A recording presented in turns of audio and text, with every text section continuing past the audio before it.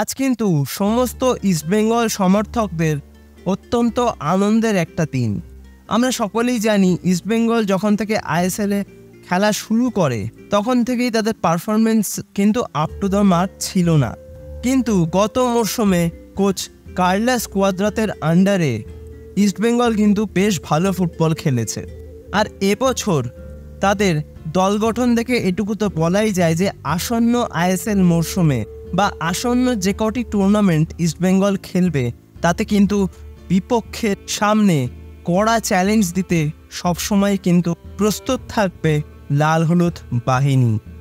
গত মরশুম শেষ হয়ে যাওয়ার পর সমস্ত ইস্টবেঙ্গল সমর্থকদের মনে কিন্তু একটাই প্রশ্ন ছিল যে নতুন মরশুমে কী ধরনের দল গঠন করতে পারে ইস্টবেঙ্গল বা কোন কোন প্লেয়ারকে সাইন করাতে পারে, সেই নিয়ে কিন্তু আমরা বিভিন্ন সময় বিভিন্ন রকম আপডেট পেয়েছি। কিন্তু আপডেট পাওয়া আর কোনো কিছু অফিসিয়ালি অ্যানাউন্সমেন্ট হওয়ার মধ্যে কিন্তু একটু ডিফারেন্স থাকে। আর এবার যেহেতু ট্রান্সফার মার্কেট ওপেন হয়ে গেছে সেক্ষেত্রে কিন্তু এবার অ্যানাউন্সমেন্টগুলো আসতে শুরু করেছে বিভিন্ন দলের।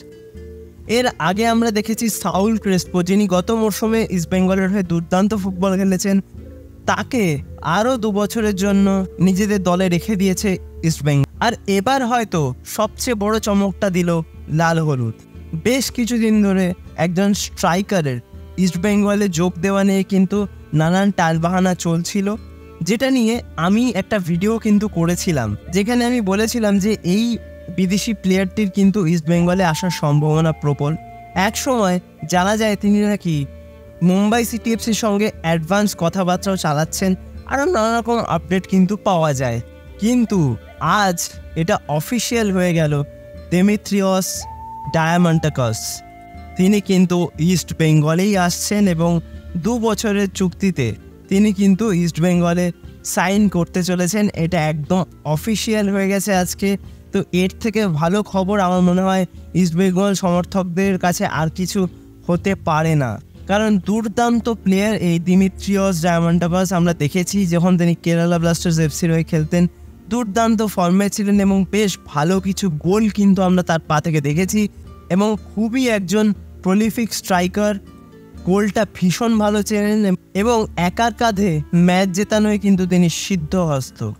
গ্রিসের এই স্ট্রাইকারটি কিন্তু লাল হলুদে যোগ দেওয়ায় তাদের আপফ্রন্টটা বেশ শক্তিশালী হয়ে গেল, এটুকু তো বলাই যায়। এবং আগামী মরশুমে যে আমরা একটা অন্যরকম ইস্টবেঙ্গলকে দেখবো সেটা কিন্তু এই ট্রান্সফার আপডেটসগুলো দেখেই পরিষ্কার হয়ে যাচ্ছে।